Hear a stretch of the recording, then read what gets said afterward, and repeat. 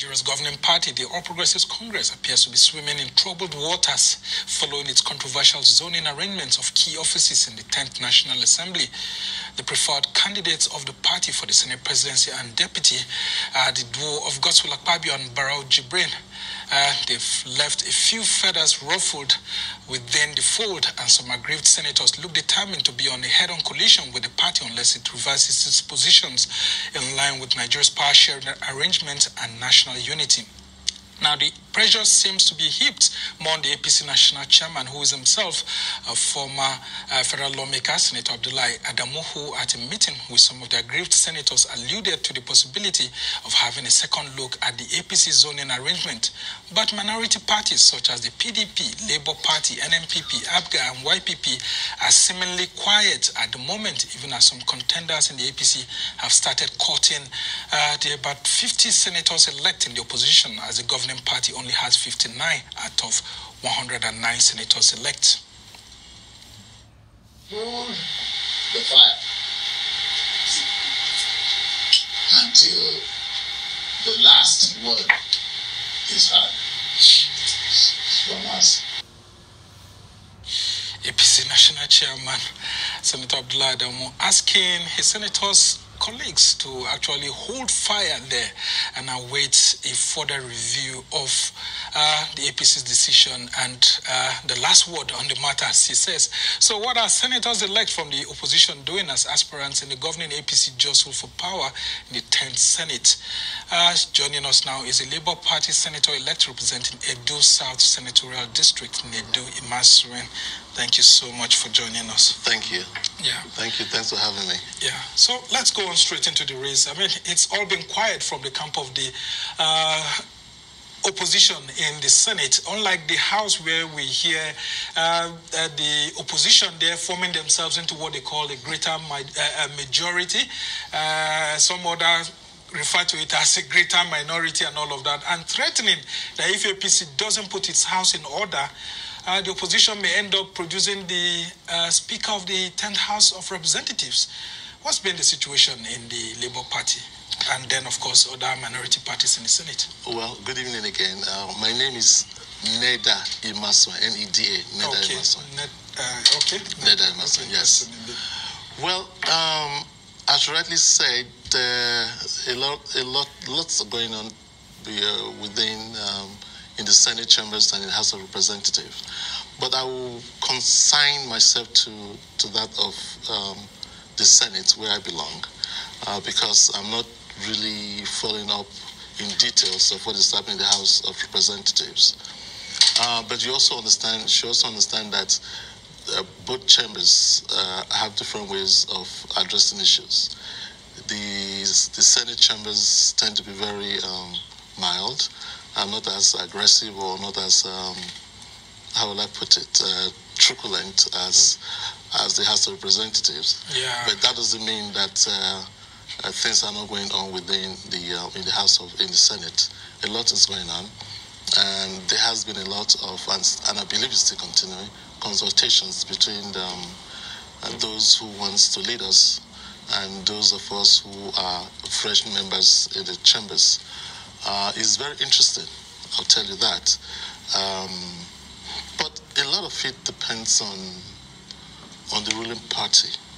As you know, I am one of the minority parties, the Labour Party. Yeah, and this is your first foray into national politics, especially at the parliament. So we are watching very keenly of what is happening. I just hope that the ruling party will actually put its act together and give itself a direction that is not as upheaval as we find today.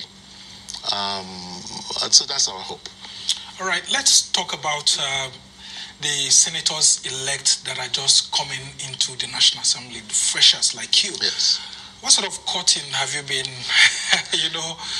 receiving from the APC ranking senators who are, jostling for these positions? And then have you by chance, had a situation whereby some of you are trying to front someone who is new to challenge the status quo? Because, within the ranking principle, you come third, you come last after those who have been there for, a lot of years, and then those who are House of Rep members and coming to the Senate, and then before those of you who are freshers? I'm not aware of any caucus or something going on with the aim of usurping that position, should in case APC do not put their acts together. But it's not impossible, which is why I'm saying that they should wake up and do something very quickly, because the Senate is a chamber that belongs to all of us, and we need leadership, we need direction, and as the ruling party and the majority party as well, they need to show this direction. Otherwise, naturally, direction will come from somewhere else. Yeah, and with all this jostling by the APC top contenders, what's been your view and that of your party? Have you been consulting with your own party leaders, or the senators elect from the Labour Party, with your party leadership as to, how the momentum should be like before the proclamation date and what you should be able to do?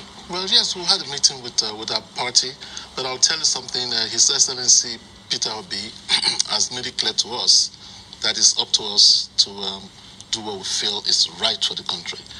He said categorically that he wasn't going to impose, he wasn't going to even suggest any name to anybody. Even if his friends from the other parties come to him? He mentioned names that some of them are his friends, but that he would not tell us what to do, that we are mature, we are elected officials, and so we should be able to do something for the interest of the country. That has always been his views, and he stands by that. And that's also our view as a party, the Labour Party. We will do things that will enhance the cohesion, the unity of the country, and rather than having a situation where the country is being torn apart. Now let's talk about, if this governing APC starts courting you while you're in court with the APC at the presidential elections level, how would it be? Is there any sort of realignment that could happen? Can there be any relationship between the APC in Parliament and Labour Party in Parliament, away from the external politics, since you're all in one chamber now? Exactly. We are now all in one chambers. And we all have the same responsibility, which is moving the country forward, which is doing the best we can for the country, so the country can come together again. We are making friends too across the parties. We've been meeting. As a matter of fact, newly elected senators are meeting, and I've attended a few of those meetings, and it cuts across all the parties. And what is the subject matter? How do we move this country forward? So there's no taboo, based on the realities outside the forthcoming parliament, as to whether you can associate with people in that party, since you've taken them to court to challenge the person that was declared as president-elect from their own party. The association will have nothing to do with what happens in the courtrooms. What is happening in the courtroom is, strictly within the purview of the courtrooms. So what happens in the parliament is something different. And